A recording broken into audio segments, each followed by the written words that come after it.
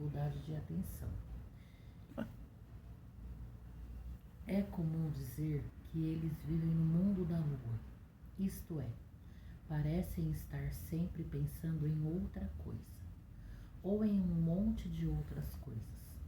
Quando se fala com eles, quando estão estudando ou lendo, quando estão trabalhando, enfim, em uma grande variedade de situações. Na maioria dos casos, estas pessoas também são inquietas. Não permanecem paradas ou sossegadas por muito tempo e detestam coisas monótonas e repetitivas, além de serem um tanto impulsivas no seu dia a dia. São pessoas que vivem trocando de interesses e planos e têm dificuldades em levar as coisas até o fim. Elas podem ter dificuldades na sua vida acadêmica.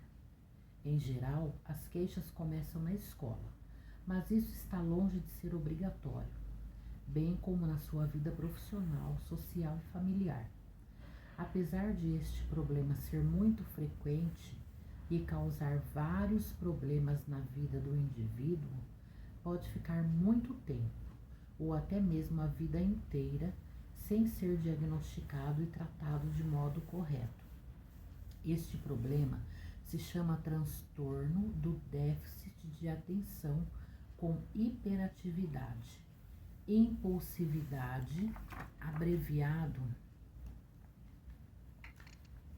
com TDAH em português. Já foi denominado de distúrbio do déficit de atenção, sendo conhecido pela sigla DDA em inglês.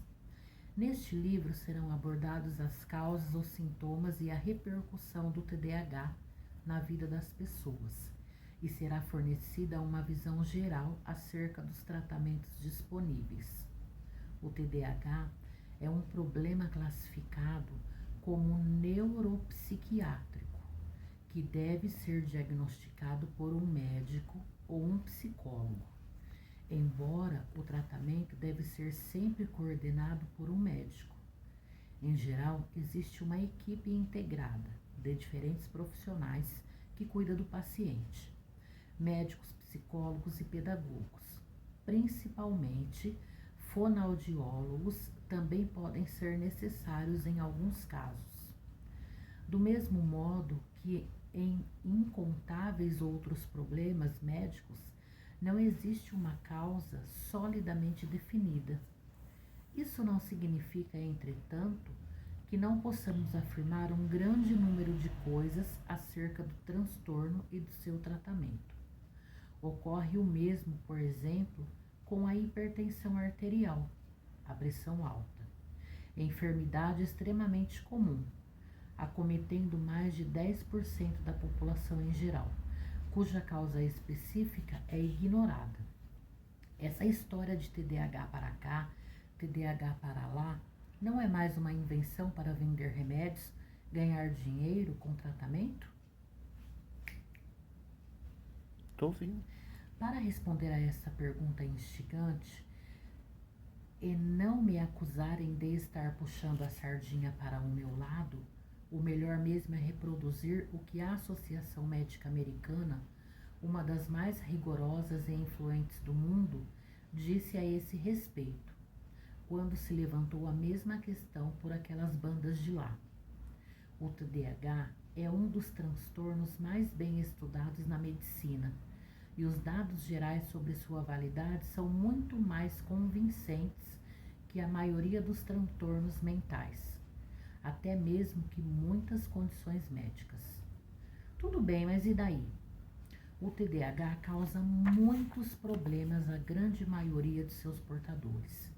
Se você comprou esse livro porque acha que tem TDAH ou conhece alguém que tem, já sabe a resposta, não é mesmo? Ninguém compra um livro sobre uma coisa que não causa problemas a ninguém ou cuja importância é mínima. Veja o que a mesma Associação Médica Americana disse sobre isso.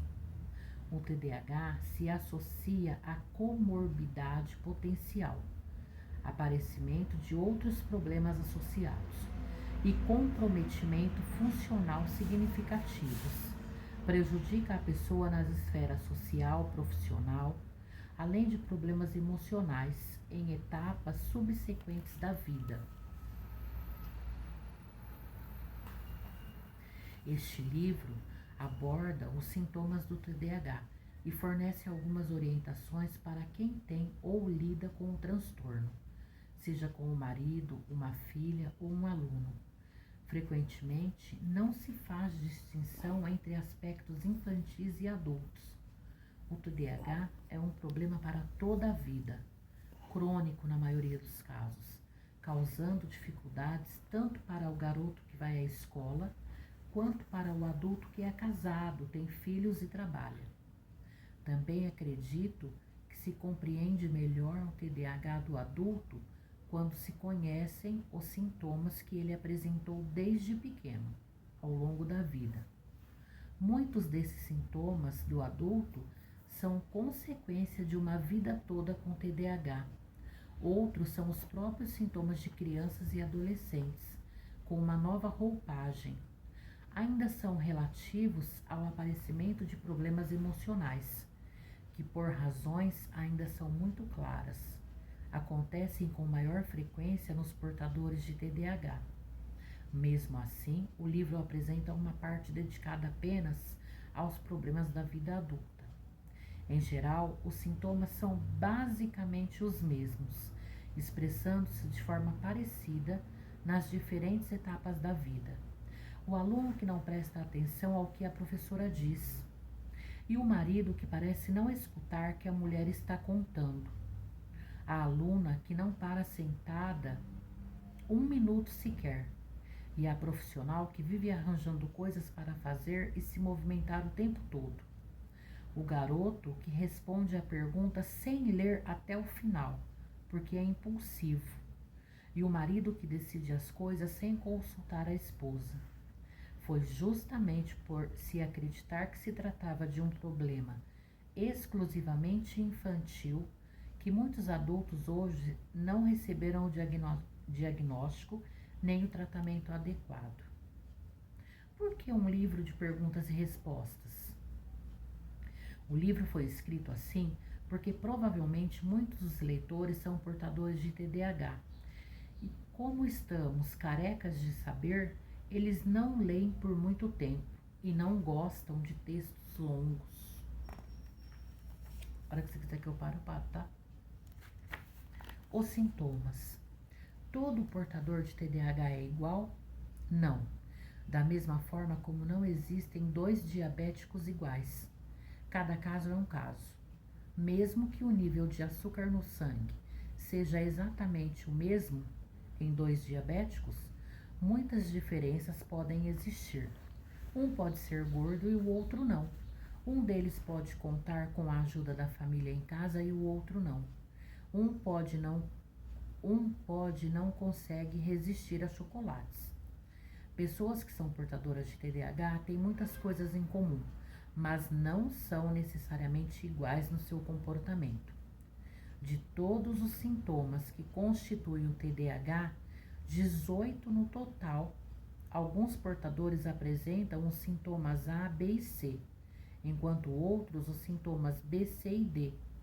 Mas os sintomas A, B, C e D andam frequentemente juntos e geralmente causam problemas parecidos.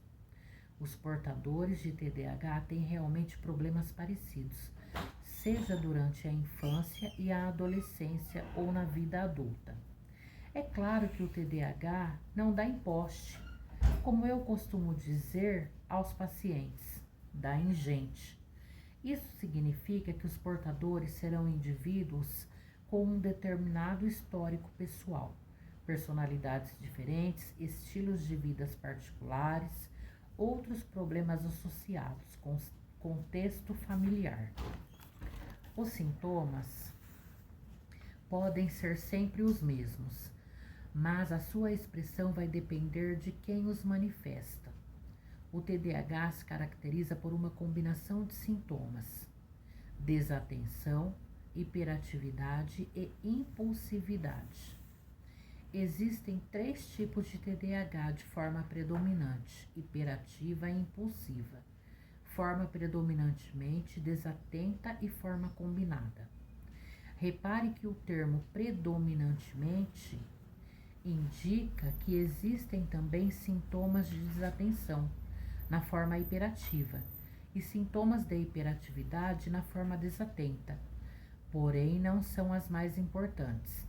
Sempre existirá, entretanto, algum grau de desatenção, hiperatividade e impulsividade em todo portador de TDAH. Os sintomas abaixo são aqueles descritos em um manual preparado pela Associação Psiquiátrica Americana, que lista os sintomas de todas as enfermidades psiquiátricas existentes, tornando os diagnósticos mais padronizados. Existem 2 módulos, o da desatenção e o da hiperatividade e impulsividade. Na forma imperativa e impulsiva, que se caracteriza por muita inquietude, os principais sintomas são: mover de modo incessante pés e mãos quando sentados, dificuldade de permanecer sentado em situações que é esperado, sala de aula, mesa de jantar, correr ou trepar em objetos frequentes, em situações nos quais é inapropriado. Em adolescentes ou adultos, isso pode se restringir a uma sensação de inquietude, dificuldade para se manter em atividades de lazer, jogos e brincadeiras em silêncio, parecer-se movido por um motor elétrico sempre, a 1000 por hora, falar demais, responder perguntas antes delas serem concluídas. É comum responder a pergunta sem ler até o final. Não conseguir aguardar a sua vez nos jogos, na sala de aula, em fila, interromper frequentemente os outros em suas atividades ou conversas. Na forma desatento, os sintomas mais evidentes são: prestar pouca atenção a detalhes e cometer erros por falta de atenção, dificuldade de concentrar-se tanto nos deveres da sala de aula quanto em jogos, parecer estar prestando atenção em outras coisas numa conversa, dificuldade em seguir as instruções até o final ou então deixar tarefas e deveres sem terminar, dificuldade de organizar para fazer algo ou planejar-se com antecedência, relutância ou antipatia para fazer deveres de casa ou iniciar tarefas que exijam esforço mental por muito tempo, perder os mais variados objetos ou esquecer compromissos, distrair-se com muita facilidade com coisas à sua volta ou com os seus próprios pensamentos. É comum que os pais e professores se queixem de que as crianças parecem sonhar acordadas, esquecer coisas do dia a dia. A forma combinada se caracteriza pela presença de muitos sintomas de desatenção. Para se dizer que alguém tem a forma predominante desatenta, é necessário apresentar pelo menos 6 dos 9 sintomas citados naquele módulo. No caso da forma predominante hiperativa, é necessário apresentar pelo menos 6 dos 9 sintomas daquele módulo. Na forma combinada, é preciso apresentar pelo menos 6 sintomas. Esses sintomas também atrapalham a vida do indivíduo e devem estar presentes desde precocemente. Vamos ver o seguinte caso. Um depoimento fornecido à Associação Brasileira de Déficit de Atenção. Meu filho sempre foi agitado, não parava quieto nem para comer. Na sala de aula ele levantava sempre e não parava. Na hora de fazer o dever de casa era a mesma coisa, se mexia o tempo todo, o material caía, a lição ficava por fazer, porque ele não dava conta, como ainda não dá. Estava sempre no mundo da lua, desligado mesmo. Sempre achei que ele era diferente, mas como ele é muito inteligente, pensava que era por isso. Ele andava nos lugares como se andasse a esmo, pensando no nada. No nada, que angústia! Meu marido dizia que eu estava procurando o problema onde não havia, que ele, o pai, quando criança, também era assim, e que eu era muito mole na hora de fazer o dever, que deveria pôr o garoto sentado até que ele acabasse o dever. mas eu até que fazia isso e só desgastava mais o relacionamento, tanto com o meu filho quanto com o meu marido. Agora que meu filho está entrando na adolescência, por incrível que pareça, ele está mais calmo. Os colegas da escola já têm mais paciência com ele. Com relação ao rendimento escolar, continua um fracasso. Ele tira notas baixas. A escola está dando mais uma chance. Os cadernos são uma bagunça total. Quanto ao relacionamento, ele não é agressivo, mas vive apanhando na escola e arruma uma confusão em todos os lugares que vai. Ele não bate, mas implica. Alguns exemplos de desatenção e hiperatividade. A gente chama para comer, ele demora a vir. A gente chama para ir embora de um lugar, ele demora. A gente chama ele, parece que está em outro mundo. Na hora das provas, ele erra por desatenção. Ele não para muito tempo quieto. Bom, com relação ao meu marido, acho que ele também tem o mesmo distúrbio, porque não consegue ficar em casa sem fazer nada. Todos os dias ele chega do trabalho e arranja algo para fazer. Dorme muito tarde e, como acorda muito cedo, está sempre sonolento. Interrompe o que os outros estão falando.